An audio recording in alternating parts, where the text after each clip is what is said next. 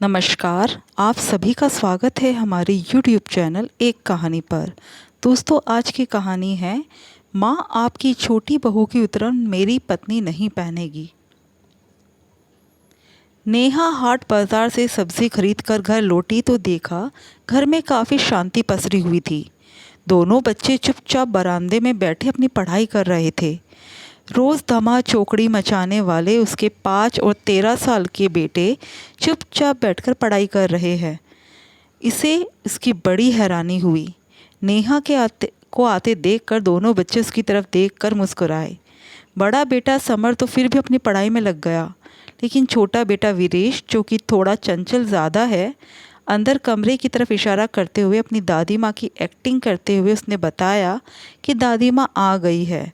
उसके इशारों को देखकर नेहा की हंसी छूट गई। उसकी हंसी की आवाज़ सुनकर अंदर कमरे में से सासू माँ जानकी जी बाहर बरामदे में आ गई और आते से ही अपने अंदाज में बोली, ये क्या बड़ी बहू, तुझे पता था ना कि आज मैं आने वाली हूँ, फिर भी शॉपिंग करने चली गई। बड़ा घूमने फिरने का शौक़ चढ़ा है मेरे पीछे से। अब यहाँ खड़ी खड़ी खी करके दांत क्या दिखा रही है? या जा मेरे लिए चाय बना कर ला। माँ जी, मैं शॉपिंग करने नहीं, सब्ज़ी खरीदने गई थी, वो भी पास के हाट बाज़ार में। हाँ, कुछ खरीदने तो गई थी ना, उसे शॉपिंग ही कहते हैं। अब तुम छोटे घर की लड़कियों को क्या पता, बस अपनी ही शेखी बगाड़ने में लगी रहती हो। अब ज़्यादा मुंह मत चला, जल्दी से चाय बना कर ला। उनकी बातें सुनकर नेहा फटाफट अंदर गई, सामान रखा और रसोई में पहुंच गई। अभी चाय बनाने के लिए पानी गैस पर चढ़ाया ही था कि सासू माँ की आवाज़ आई, अरे बड़ी बहू, बाहर कुर्सी भी ले आना, मैं तो बाहर बरामदे में ही बैठूंगी। तुम्हारे घर में तो गर्मी बहुत ज़्यादा है, पता नहीं तुम लोग इन 2 कमरों में कैसे गुजर बसर करते हो। जी माँ जी, अभी लाई, कहती हुई नेहा कुर्सी लेकर बाहर बरामदे में रखाई। अंदर रसोई में आकर फटाफट चाय बनाई और 2 कप में छान कर बाहर ले आई। 1 कप जानकी जी को पकड़ाया और दूसरा कप लेकर वही दोनों बच्चों के पास नीचे दरी पर बैठ गई। तभी जानकी जी नेहा से बोली, अरे नेहा, इस बार मधु ने तेरे लिए कुछ साड़ियाँ दी है, सभी एक से बढ़कर एक है और महंगी भी है। देख, तेरी देवरानी तेरे लिए कितना कुछ करती है। कह रही थी कि भाभी जी के लिए साड़ियाँ ले जाओ, भैया तो कहा उन्हें इतनी महंगी साड़ियाँ दिलवा पाते होंगे। अंदर मेरे सामान में ही रखी है, अभी थोड़ी देर में दे दूंगी। जानकी जी की बात सुनकर नेहा बोली, माँ जी, आप साड़ियाँ क्यों लेकर आई हो? मुझे ज़रूरत नहीं है, कम है ज़्यादा है, जैसी भी साड़ियाँ मुझे मेरे पति दिलाते हैं मैं उसमें खुश हूँ। उसकी बात सुनकर जानकी जी मुंह बिगाड़ते हुए बोली, अरे कहाँ दिलाता होगा रमन तुझे साड़ियाँ? 200-300 से ज़्यादा की तो होती नहीं तेरी साड़ियाँ। देख, अभी भी तूने कॉटन की साड़ी पहन रखी है, भला आज के ज़माने में कौन पहनता है ऐसी साड़ियाँ? फिर अगले सप्ताह मधु और संजय की शादी की सालगिरह भी है, वो लोग होटल में पार्टी रख रहे हैं। ऐसे में तुम ये हल्की फुल्की साड़ी पहनकर आओगी तो क्या अच्छा लगेगा? कुछ उनकी इज्जत का भी सोचो। पर माँ जी, बस ज़्यादा ज़बान चलाने की ज़रूरत नहीं है, एक बार कह दिया ना, समझ नहीं आ रही तुम्हें? एक तो वो देवरानी होकर तुम्हारे लिए इतना सोच रही है और ऊपर से तुम जेठानी की ठसक दिखा रही हो, पता नहीं क्या ईगो लेकर बैठी हुई हो। कहती हुई जानकी जी चाय पीने लगी। नेहा ने भी उस समय कुछ कहना ठीक नहीं समझा, क्योंकि वो अगर ज़रा सा भी कुछ बोलती तो जानकी जी बतंगड़ बना देती, इसलिए वो चुप हो गई, ये सोच कर कि रमन खुद ही बात कर लेंगे। रमन को बिल्कुल भी पसंद नहीं था नेहा या माँ या फिर मधु से कोई कपड़े ले। पिछली बार भी जानकी जी एक साड़ी लेकर आई थी, जिसे नेहा ने खुशी खुशी रख लिया था। जानकी जी उस दिन ज़्यादा देर तक नहीं रुकी थी और रमन के आने से पहले ही वहाँ से रवाना हो गई थी, इसलिए रमन को इस बारे में पता नहीं था। लेकिन जब शाम को रमन घर पर आया और नेहा ने वो साड़ी दिखाई तो उसे देखते ही रमन बिगड़ गया। ये क्या नेहा, तुमने माँ से साड़ी क्यों ली?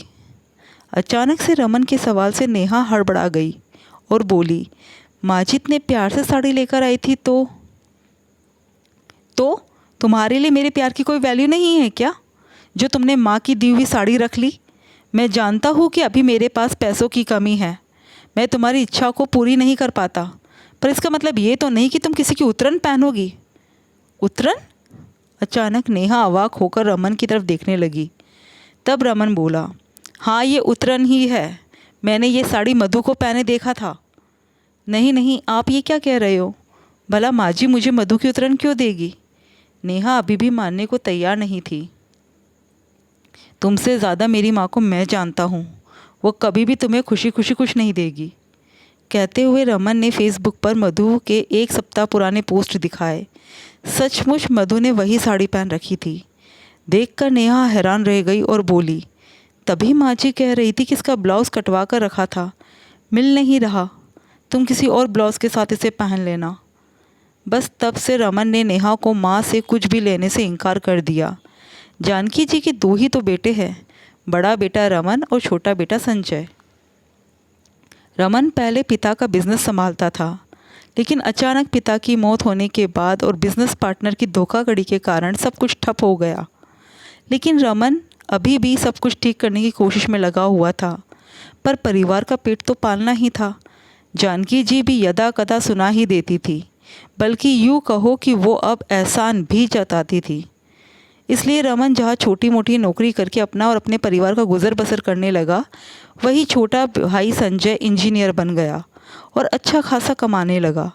रमन की शादी नेहा के साथ हुई थी, जो खुद मध्यम वर्गीय परिवार से थी, इसलिए शादी में ज़्यादा दान दहेज मिला नहीं। इस बात को लेकर जानकी जी हमेशा नेहा से गुस्सा ही रही। और अब रमन की छोटी मोटी नौकरी के कारण जानकी जी को पूरा मौका मिल गया था नेहा को और परेशान करने का। लेकिन संजय की पत्नी मधु अमीर घराने की बेटी और काफ़ी दहेज लेकर आई थी। ऊपर से संजय कितनी कमाई, उसकी पत्नी मधु और माँ जानकी जी को इस बात का बहुत घमंड था और यही से दोनों बेटों में फ़र्क और ज़्यादा होने लगा था। जानकी जी जहाँ संजय और मधु की तारीफ़ करते नहीं थकती, वही रमन और नेहा में कमियां निकालने से भी गुरेज नहीं करती। लेकिन उसके बावजूद भी रमन और नेहा अपने परिवार के साथ खुश थे। पहले सब लोग साथ ही रहते थे, लेकिन जानकी जी के दोनों बेटों में भेदभाव करने के कारण रमन ने अपने परिवार के साथ घर छोड़ दिया और अपने पिता द्वारा बनाए गए इन 2 कमरों के मकान में शिफ्ट हो गया, जबकि जानकी जी अपने छोटे बेटे बहू के साथ उस बड़े से मकान में ही रही। हालांकि वो मकान भी उनके पति द्वारा ही बनवाया गया था। खैर शाम को रमन घर पर आया तब जानकी जी बाहर बरामदे में ही बैठी हुई थी। उसे देखते ही अपनी साड़ी के पल्लू से खुद को हवा करते हुए बोली, अरे रमन तू आ गया बेटा, कैसे रहता है तू इस घर में? मेरी तो यहाँ गर्मी के कारण जान निकल रही है। वो तो मैं वापस चली जाती, लेकिन अगले सप्ताह संजय और मधु की शादी की सालगिरह है, वो भी बड़े होटल में। बस तुझे बताने के लिए रुक गई थी, अब बस रवाना होंगी। रमन जानकी जी की बात सुनकर बोला, माँ 1-2 दिन यहाँ मेरे पास भी रुक जाती तो मुझे भी अच्छा लगता। अरे मुझसे ना ही रुका जाएगा इस 2 कमरों के मकान में, कितनी गर्मी है यहाँ पर, ऊपर से एसी भी नहीं है। तू एक काम कर, कैब बुक करवा दे, मैं अभी कैब से रवाना हो जाऊँगी। रमन जानता था कि जानकी जी यहाँ नहीं रुकेगी, इसलिए अपना मोबाइल निकालकर कैब बुक कर दिया। जानकी जी अपना सामान लेने अंदर गई, इतने में नेहा बाहर निकल कर आई और धीरे से बोली, सुनिए माँ जी मेरे लिए कुछ साड़ियाँ लेकर आई है। रमन ने नेहा की तरफ देखा तो नेहा बोली, मैंने मना किया था पर वो सुन ही नहीं रही, उल्टा मुझे ही सुनाई जा रही थी। अब आप ही संभालिए माँ को। इतने में जानकी जी अपना सामान लेकर बाहर आ गई।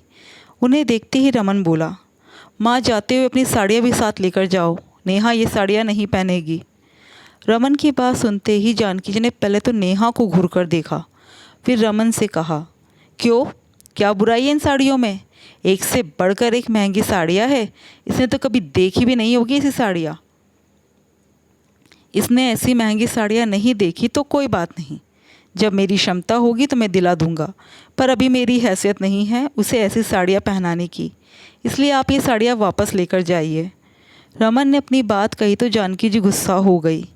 क्या हमेशा लकीर का फ़कीर ही बना रहेगा? खुद तो कुछ ढंग का कमाता नहीं है, ऊपर से हमको भी शर्मिंदा करता है। अब अगले हफ्ते संजय और मधु की शादी की सालगिरह है, वो भी होटल में। कितने ऊंचे ऊंचे लोग आएंगे वहाँ पर, उसमें ये ऐसी साड़ियाँ पहनकर आएगी तो क्या इज्जत रह जाएगी उन लोगों की।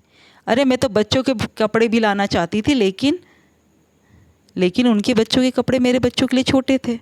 सही कहा ना माँ? रमन ने कहा तो जानकी जी झेप गई। जैसे उनकी चोरी पकड़ी गई हो। पर रमन ने बोलना बदस्तूर जारी रखा, मेरा परिवार उतरन पहनने के लिए नहीं है। कम है लेकिन जैसा भी है हम उसमें खुश हैं।